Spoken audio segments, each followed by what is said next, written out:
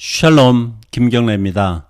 오늘 나눌 말씀의 제목은 찬양과 감사, 복을 담는 그릇, 시편 30편의 내용을 가지고 말씀을 나누고자 합니다.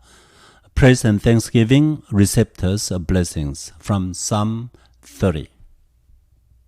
시편을 읽다 보면 1절 앞에 일종의 표제말 또는 머릿글이라고 이렇게 번역을 했는데 얘기를 하고 있는데 그런 내용들이 있습니다. 이것은 히브리어 성경 사본에 분명히 나와요. 그리고 히브리어 성경에서는 1절에 포함되어 있습니다.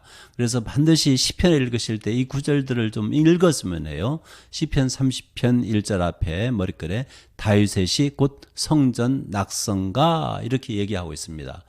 여기 일단 그 낙성식 할 때요. 또는 봉헌식 또는 중공식 이렇게 번역할 수 있는 말인데 히브리어로 하누카라고 하는 명사가 나와요. 이것을 번역을 보면 우리는 성전 낙성이라고 그랬고 그 다음에 두 번째 NIV에서는 dedication, NKJ, New King James에서도 dedication 이렇게 번역했는데 이 하누카라는 단어가 히브리어하고 아람어가 똑같습니다. 히브리어 부분에는 8번 나오고요. 구약에 아람어로는 4번 나오는데요. 언제 쓰이냐면은 그 제단을 다 짓고 나서 제단 낙성식, 봉헌식에 쓰인 경우가 5번 있고요. 민수기 7장 10절, 11절, 84, 88절, 역대하 7장 9절이고요. 그 다음에 예루살렘 성곽을 다 짓고 나서 그 낙성식을 하는데 2번 나옵니다. 느헤미야 12장 27절에 2번 이 단어가 언급되어 있고요. 그 다음에 여기 시편 30편 1절이죠. 머릿글에 여기에 나옵니다. 이 낙성. 그 다음에 네 번째로는요. 하나님의 집 성전이죠. 그 낙성식을 언급할 때 나옵니다. 이건 아람어입니다. 에스라 6장 16절 17절 이렇게 2번 나오고요. 그 다음에 또 느부갓네살이 자기가 자신을 위해서 금으로 상을 만들지요. 그 형상을 만들어 놓고 그 낙성식을 갔는데 여기도 아람어입니다. 다니엘서 3장 2절 3절 이렇게 2번 나옵니다. 참고적으로 똑같은 단어가 헬라로 번역될 때 수전절 이렇게 번역되죠. 마카비 시대하고 연관이 있습니다. 이게 요한복음 10장 22절에 딱 한 번 나옵니다. 그 의미가 바로 여기 낙성할 때 낙성입니다. 명사로 하누카 그러는데 이 수전절을 하누카라고 그래요. 그 말 그대로. 근데 이 낙성이라는 단어가 동사로 나오는 경우가 있어요. 동사는 하나흐 이런 말인데 바친다, 뭘 봉헌한다, 낙성하다 이런 뜻이 되겠지요. 자, 이 단어 동사로서 이 하나크는 구약에 5번 나와요. 어떤 뜻으로 쓰였느냐? 일반 집을 낙성식 하는 거, 중공식 하는 거. 이것은 신명기 20장 5절에 2번 나오는데 읽어볼까요? 책임자들은 백성에게 말하여 이르기를 새 집을 건축하고 낙성식을 행하지 못한 자가 있느냐? 그는 집으로 돌아갈지니 전사하면 타인이 낙성식을 행할까 하노라. 출전에 앞서서 집을 짓고서 중공식을 못 가진 사람들 돌아가서 먼저 낙성식 하고서 오라는 겁니다. 그 다음에 이게 2번이고요. 두 번째는 하나님의 집 성전을 낙성식 할 때 또 이 단어가 동사로서 쓰입니다. 열왕기상 8장 63절 역대하 7장 5절에 나오고요. 그 다음에 특이한 것은 이 단어가요. 하나흐 이 단어가 동사가 다른 뜻으로 쓰인 적이 있어요. 뭐 낙성한다가 아니고 영어로 하면 train 이런 뜻으로 쓰인 적이 있는데 잠언 22장 6절에 이 동사가 나옵니다. 마땅히 행할 길을 아이에게 가르치라. 그리하면 늙어도 그것을 떠나지 아니하리라. 이 가르치라 이 말이 바로 하나흐 이 동사에서 나왔습니다. 여러분 그 성경 인물 중에 에녹이라는 인물을 모르는 사람 없을 거예요. 기독교인이라면은 우리 성경은 에녹 영어에서도 에녹 이렇게 했는데 히브리어 발음은요 하녹 이렇게 됩니다. 하녹 이 단어는요 지금 배운 하나흐 이 동사 그 다음에 여기서 온 하누카하고 똑같은 어근을 가지고 있어요. 그리고 이 형은요 이 하녹이라는 이 폼은 이 형은 어떤 형태냐면 수동형이라고 그래요. 그래서 우리가 영어로 하면은 dedicated 바쳐진 헌정된 봉헌된 이런 뜻을 가진 이름이 바로 에녹입니다. 참 좋은 이름이죠. 우리가 좀 확장해서 가면은 하나님께 바쳐진 사람, 하나님께 봉헌된 사람 이렇게 이해할 수 있는 아주 아름다운 이름입니다. 이 시편 30편의 머릿글 다윗의 곧 성전 낙성가 이렇게 우리 성에 번역했는데요. 저는 이것이 왕궁 낙성가 이렇게 번역해 옳다고 봅니다. 여기에 왕궁이든 성전이든 이 단어는 하바이트, 바이트, 집이라는 뜻이거든요. 이 단어가 히브리어에서 여러 가지 뜻이 있어요. 뭐 일반인이 사는 집, 왕이 사는 집, 왕궁이라고 해야겠죠.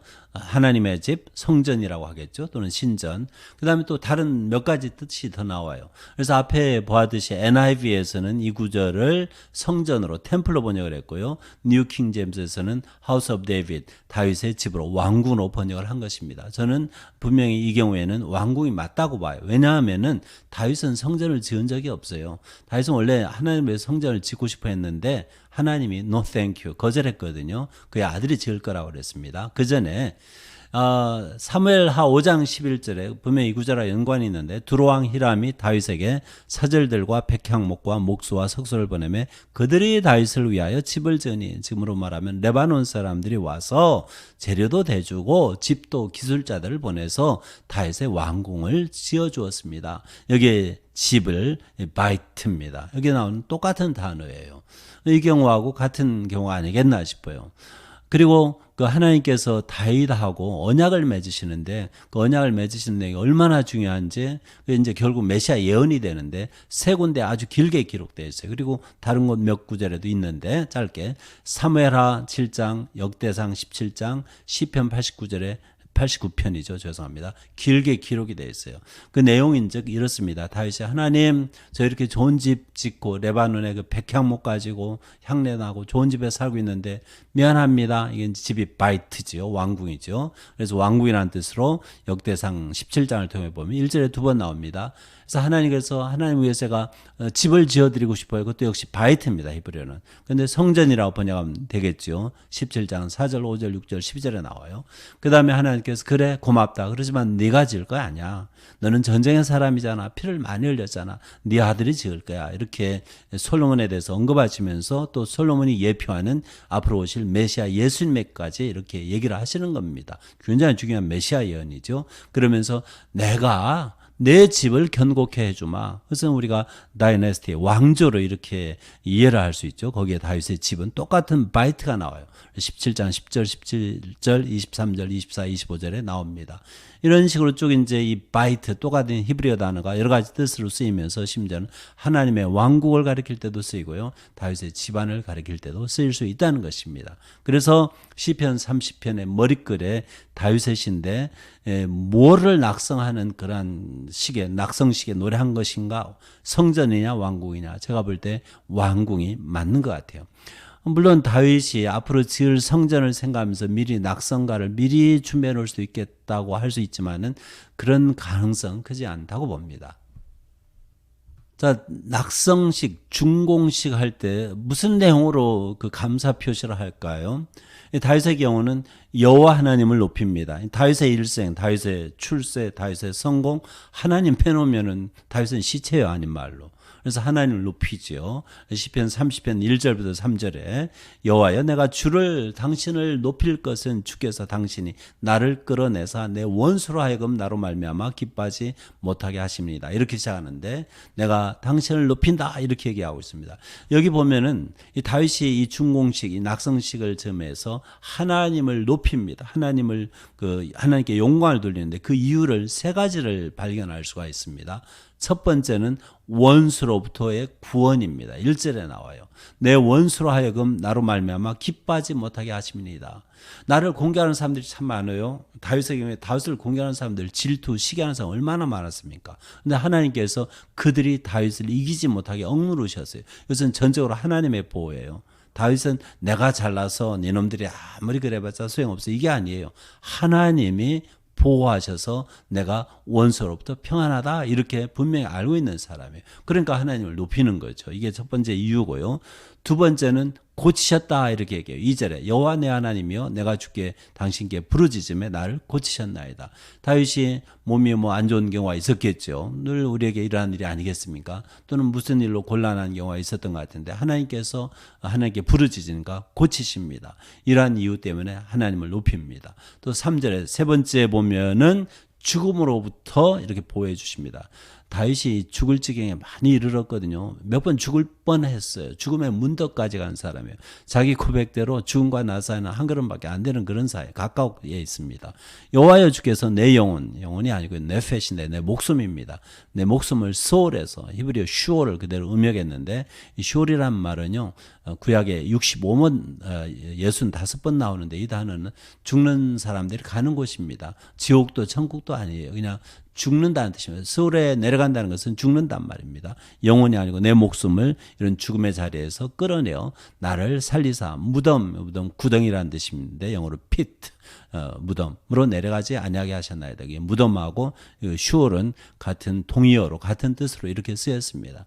그리고 여기는 이제 보르라고 하는 히브리어 단어가 쓰였는데 이게 이제 여기 3절에 우리 성경 3절 히브리어는 4절입니다. 그다음에 비슷한 단어로 샤하트라고 거기도 무덤이라고 번역했는데 그다음에 아파르 이것은 진토라고 번역했는데 9절에 나와요. 히브리어에서는 10절에 다들 샤카트 여기도 무덤이라고 번역했지만 똑같은 뜻으로 죽음의 자리를 가리킵니다. 그래서 다윗이 그 죽을 고비를 많이 넘겼는데 하나님께서 내 목숨을 그 죽음에서 건져 주셨다는 거예요. 나를 살려 주셨다는 거예요. 다윗한테는 굉장히 중요한 경험이죠. 그래서 하나님을 높인다는 것입니다. 자, 우리의 삶에 있어서 하나님을 높일 이유가 없을까요? 저는 굉장히 많습니다. 그럼 하나님 높여야죠. 왜? 이것을 늘 생각하면서 하나님을 높이자는 거죠. 하나님을 찬양하고 하나님께 감사를 드리자는 겁니다. 이것이 바로 다윗이 자기 집을 짓고 왕궁을 짓고 나서 낙성식 때 노래하는 거예요. 하나님을 높이는 겁니다. 자, 이제 높인다는 단어 외에 또 찬양한다, 실제 노래한다는 뜻인데 이 30편의 경우에 또 감사한다는 고백한다, 뭐 승인한다, 인정한다 이런 뜻이 담겨 있는 그 히브리어 단어입니다. 그런 식으로 이제 편을 조금 달리해서 이제 감사를 드립니다. 그건 시편 30편 4절부터 9절을 통해서 우리가 볼 수 있는데 이렇게 이제 다윗이 얘기해요. 자기가 이제 개인적으로 하나님께 감사하잖아요. 이제는 주의 성도들아, 여기 성도는 하시드 이런 단어입니다. 히브리어에서 이것은 하나님의 성품이 헤세드, 우리가 보통 은혜라고 번역하는 단어하고 비슷한데 성실, 신실하심 이런 뜻입니다. 또 여기 성도는 성실한 사람, 하나님의 성품처럼 그런 사람들을 가리킵니다. 자, 주의 성도들아, 그의 성도들아 이렇게 되는데 여호와를 찬송하며 그의 거룩함을 기억하며 감사하라. 여기 찬송 노래한다는 말입니다. 감사란 말이 있죠. 그래서 제가 찬송을 찬양이라고 바꿔봤고 감사는 그대로 감사를 쓴 겁니다. 자, 이렇게 그 격려를 해요. 주변에 믿는 사람들, 주변의 성도들에게 우리 다 함께 하나님께 노래하고 하나님께 감사하자 이렇게 얘기하는 겁니다. 혼자 해가지고 이제 안 차는 거예요. 그러면서 이제 설명을 하는 거예요. 하나님의 노여움에 대해서 얘기하고요. 은총에 대해서 얘기해요. 은총은 히브리어로 라존이라고 하는데 여기 7절에 은혜도 히브리어에서 라존 똑같은 단어가 쓰였어요. 그래서 은총이든 은혜든 하나님이 이렇게 봐주시는 거예요. 영어로 하면 favor 이렇게 하면 딱 적합한 단어인데 어쨌든 하나님이 노여워하시죠. 우리가 잘못하면 하나님이 화내시죠. 왜 화를 안 내겠어요? 하나님도 반응을 보이시거든요. 근데 다윗의 경험에 의하면 그 노여움은 잠깐이라는 거예요. 우리가 다윗이 죄를 지은 것을 알잖아요. 뭐 바세바라든지 그에도 죄가 있거든요. 그런데 그런 노여움을 경험하는데 그것이 잠깐이라는 거예요. 오히려 그의 은총은 평생이로다. 그 다음에 비슷한 말로 저녁에는 울음이 깃들일지라도 아침에는 기쁨이 오리로다. 지금 다 자기 경험에서 이제 나온 말입니다. 그 다음에 이제 비슷한 얘기로 내가 형통할 때에 말하기를 영원히 흔들리지 아니하리라 하였도다. 내가 왜 형통합니까? 하나님의 은총이 있기 때문에 형통한다는 거예요. 이것을 아는 사람이에요. 그래서 또다시 여호와여 당신의 은총으로 나를 산같이 굳게 세우셨더니 하나의 표현이죠. 당신의 얼굴을 가리심에 내가 근심하였나이다. 은총을 베풀 때 여기 은총이란 말, 그 다음에 아침에 기쁨이 온다 그랬는데 그때는 내가 굳게 씁니다. 요동치 않습니다. 그런데 당신의 얼굴을 가리니까 이것은 무슨 표현이겠어요? 하나님께서 나에 대해 실망하시고 내게 대해서 노여워하신다고 이렇게 볼 수가 있겠죠. 그런 때가 있어요. 하나님께서 내게 화를 내시는 거예요. 그때는 내가 이제 근심에 빠지는 거예요. 그러니까 모든 나의 그 기쁨, 슬픔, 나의 근심이 모든 것이 하나님과의 관계 속에서 이루어지는 거예요. 내 형통은 하나님과의 관계가 좋은 거고요. 내가 은혜를 누리는 것도 하나님과의 관계가 좋은 거고요. 그렇지 않은 경우는 하나님과의 관계에 문제가 생긴 겁니다. 이런 것을 경험한 성도의 고백이 아니겠습니까? 그래서 다윗이 하는 말이 주의 성도들아 우리 함께 여호와를 찬송하며 그분에게 감사드리자 이렇게 이제 격려를 하는 것입니다. 자, 그래서 이제 8절에 여호와여 내가 주께 부르짖고 여호와께 간구하기를. 이제 하나님의 얼굴을 가리시면 부르짖는 수밖에 없지요. 간구할 수밖에 없지요. 하나님의 그 진노가 계속되는 걸 누가 좋아하겠습니까? 자, 그러면서 이 9절에 하는 말이, 9절은 참 의미 있는 말인데, 저는 이제 이 9절하고 연관해 가지고요. 언제 하나님을 찬양하고 하나님께 감사드릴까? 이런 질문을 9절을 통해서 던져봅니다. 일단 읽습니다. 내가 무덤에 내려갈 때에 나의 피가 무슨 유익이 있으리. 여기 나의 피라는 것은 히브리어에서는 피라는 말을 통해서 죽음을 가리킬 때가 있어요. 그래서 어떤 영어 성경에서는 내가 죽으면 무덤에 내려가는 거하고 죽음하고 같은 뜻이잖아요. 그러니까 우리가 대구법이라고 그러는데 나의 피가 아마 여기서도 죽음이라는 뜻으로 이해하시면 틀림없을 것 같아요. 그래서 내가 죽으면은 찬양을 못한다 이게. 그래서 계속해서 하는 말이 진토가, 여기 진토도 역시 죽음을 가리키는 그러한 뜻으로 쓰인 겁니다. 어떻게 주를 찬송하며 주의 당신의 진리를 선포하리까. 여기 찬송한다, 사실 이 히브리어는 감사한다 똑같은 단어입니다. 어떻게 당신을께 감사드리며 당신의 진리를 선포하리까, 노래하리까, 찬양하리까, 뭐 비슷한 뜻이겠죠. 무슨 말이냐면은 내가 죽으면 어떻게 하나님께 찬양과 감사하느냐 이거예요. 그러니까 내가 살아생전에 언제 하나님께 찬송하고 언제 하나님께 감사하냐? 살아있는 동안에, 내가 숨 쉬는 동안에 하나님께 찬송하고 또 하나님께 감사드리겠다. 이러한 굳센 의지를 보여주고 있습니다. 하나님은 우리를 지으신 분이에요. 또 부모가 자녀를 사랑하고 자녀에게 좋은 것을 주고자 하는 마음이 항상 있듯이 우리 하나님도 당신의 피조물인 우리 인간들에게 많은 복을 준비하시고요. 어마어마한 복을 준비하시고요. 우리에게 주시기를 원하세요. 또 우리가 그것을 받아 기쁘게 누리고 감사하는 것을 굉장히 좋아하세요. 자, 이 복을 하나의 무슨 물체, 무슨 물건으로 얘기하면은 뭐 여러 가지로 얘기할 수 있겠죠. 그러면 복을 받으려면은 담는 그릇이 필요해요. 그릇이 크면 클수록 많이 받겠지요. 또 그릇이 아주 견고하면 아주 안전하게 받아낼 수 있겠지요. 이런 비유를 가지고 생각할 때 하나님의 복을 담아 받아 누리는 그러한 그릇을 뭐로 이해할 수 있을까 생각해 보면은 찬양과 감사가 바로 하나님께서 우리에게 베푸시고자 하는 복을 담는, 또 받아서 누릴 수 있는 그러한 그릇이 아니겠는가, 이렇게 저는 믿습니다. 시편 30편 10절부터 12절을 통해서 이러한 교훈을 우리가 배울 수가 있는데, 먼저 기도의 내용이 나옵니다. 10절에 여호와여 들으시고 내게 은혜를 베푸소서. 여기 은혜는 앞에 은혜 은총하고 좀 다른 단어입니다. 은혜를 베푸소서 이 동사로 나옵니다. 여호와여 나를 돕는 자가 되소서 하였나이다.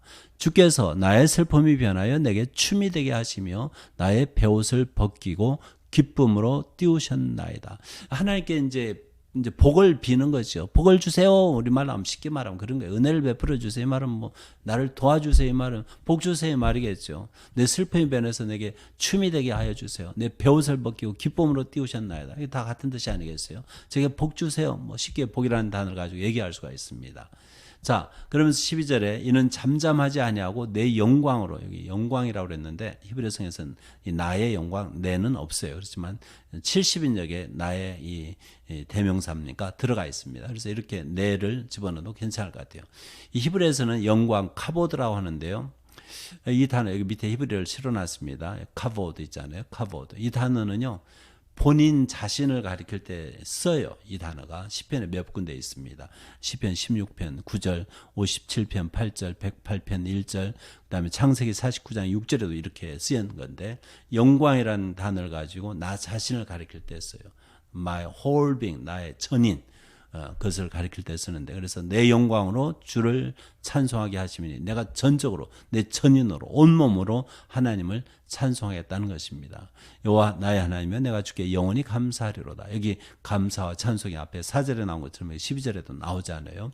그래서 앞에 10절에서 이제 하나님께 기도하고 간구하는 그런 모습을 볼 수 있고요. 11절에서는 하나님이 응답하시잖아요. 하나님이 기도를 들으시는 분이잖아요. 그 다음에 이제 12절에는 이제 응답하신 하나님, 내가 간구했고 하나님 응답하시고, 내가 또 무엇으로 이제 반응을 보이느냐 하면은 전인으로 온몸으로 찬송하고 찬양하고 감사를 드리는 이런 반응을 보이는 겁니다. 이런 사람은 계속 복을 받아서 그 그릇에요, 이 찬양과 감사하는 그릇에 복을 담아서 누리는 거예요. 이게 얼마나 복된 삶입니까? 이게 바로 성도가 추구해야만 하는 삶인 것입니다. 복을 원하십니까? 복을 계속 유지하고 싶습니까? 그래서 받아 누리기를 원하십니까? 그럼 하나님께 노래하고 하나님께 찬양하고 하나님께 감사하셔야만 해요. 불평과 원망과 근심과 불신과 이런 것으로 가득 차고서 복을 받아 누릴 거라고 기대를 하시면 안 돼요. 정말 하나님 위로부터 오는 복을 받아 누리고 싶으면은 형통한 삶을 살고 싶으면은 날마다 하나님을 찬양해야만 합니다. 노래야만 해요. 살아 숨 쉬는 동안에 그분에게 찬양을 드리고 그분에게 감사를 해야만 해요. 불평의 말을 하면 안 돼요. 원망의 말을 하면 안 돼요. 하나님 나 이거 마음에 안 드네요. 나 이거 싫어. 이런 식으로 말하면 안 된다. 하나님께 감사를 해요. 모든 일에 대해서 범사에 하나님께 감사하고 범사에 하나님을 노래하고 찬양하라 이것입니다. 이것이 바로 복을 담는 그릇이라 이겁니다. 그럼 그 그릇을 더 크게 만들고 싶다? 그 다음에 더 아주 견고하게 만들고 싶다? 그러면 진심으로 찬양하고 온몸으로 찬양하고 온몸으로 감사하고 또 날마다 쉬지 말고 감사하고 찬양해야만 하겠죠. 이것이 바로 복을 담는 그릇으로서 우리가 주님의 복을 누리는 비결이라 이것입니다. 자, 시편 30편을 통해서 찬양과 감사를 복을 담는 그릇으로 이렇게 설명을 해왔는데요. 이게 단지 시편 30편뿐만 아니에요. 시편 곳곳에 이런 말씀이 사실 널려 있어요. 처음에 얘기했잖아요. 진리라는 것은 중요한 진리는 사실 어려운 게 없어요. 굉장히 간단하고 우리가 다 아는 거예요. 우리가 실천을 안 할 뿐이지요. 시편 22편 3절에요. 우리말에 이렇게 번역되어 있어요. 이스라엘의 찬송 중에 계시는 주여 주는 거룩하시나이다. 거룩하시나이다. 여기 히브리어로 요쉐브 테일로트 이스라엘 테일로트 우리가 이제까지 얘기한 노래 또는 찬양과 조금 다른다는데 보통 쓰는 영어의 프레이스 이 단어입니다. 테일로트 단수라면 테일라. 요쉐브라는 말은 거한다 어디에 산다 이런 뜻이에요. 그러니까 하나님은 어디에 사시느냐 거하시느냐 이스라엘의 찬송 중에 사신대요. 그러니까 하나님의 집이 어디냐 이스라엘 찬송. 그러니까 이스라엘이 성도가 하나님을 찬송하면 거기에 계시고 그래서 안 계신다는 거예요.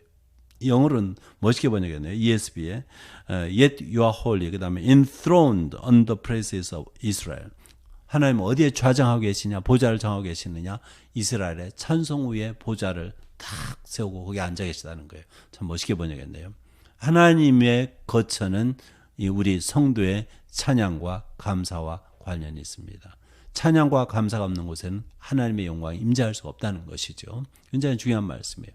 시편 50편 23절에 감사로 제사를 드리는 자가 나를 영화롭게 하나니 그의 행위를 옳게 하는 자에게 내가 하나님의 구원을 보이리라. 밑에부터 읽으면요. 그의 행위를 옳게 하는 자. 이 앞에 구절하고 이제 대국법이라고 하는데 패럴렐리즘.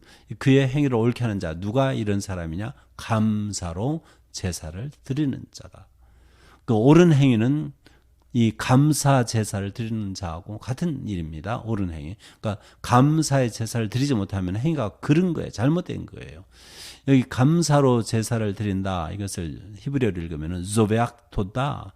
직역하면은 감사를 제물로 바치는 사람, 감사를 바치는 사람 이런 뜻입니다. 그러면은 이 감사 돈 드는 게 아니거든요. 일반적으로 우리가 제사하면은 뭐 소, 양 뭐 이런 거 생각하잖아요. 돈이 드는 거예요. 그런데 감사를 제물로 삼아서 바치는 것은 돈이 드는 일이 아니에요. 그런데 그렇게 하면 하나님을 영화롭게 하는 거라니까. 하나님이 좋아하신다는 거예요. 우리가 왜 이 일을 못 합니까? 성도라면요. 하나님께 영광을 올리고 싶다면은 반드시 감사할 줄 알아야만 합니다. 감사뿐만이 아니죠. 찬양을 해야죠. 찬양과 감사는 같이 비슷한 개념이겠죠. 이것이 바로 성도의 삶입니다. 만약에 성도라 하면서 원망과 불평과 시비와 근심과 걱정과 불신과 이런 것으로 가득 차 있다면은 그 사람 진정한 성도일까요? 좀 의심이 가요. 범사의 모든 일에 있어서 감사할 필요가 있어요. 하나님께 감사하는 것이 하나님께서 기뻐하시는 제사이자 또 하나님을 영원롭게 하는 그러한 행위라, 옳은 행위라 이것입니다. 이것이 바로 그 복을 담는 그릇으로서의 찬양과 찬송, 그 다음에 감사를 우리가 배울 수 있는 또 다른 구절이 되겠습니다. 자, 이제까지 시편 30편을 통해서 아주 간단하게 그 하나님의 복을 받아 담는 그러한 그릇으로서의 찬송과 감사에 대해서 말씀을 나눠 보았습니다. 쉬운 진리의 말씀입니다. 그렇지만 이 말씀을 명심하고 반드시 실천에 옮겼으면 좋겠어요. 저 자신도 그렇고 또 들으시는 모든 분들이 그랬으면 좋겠습니다. 자, 오늘도 민수기 6장 24절부터 26절 말씀을 통해서 작별 인사를 대신하고자 합니다. 여호와는 내게 복을 주시고 너를 지키시기를 원하며 여호와는 그의 얼굴을 내게 비추사 은혜 베푸시기를 원하며 여호와는 그 얼굴을 내게로 향하여 드사 평강 주시기를 원하노라.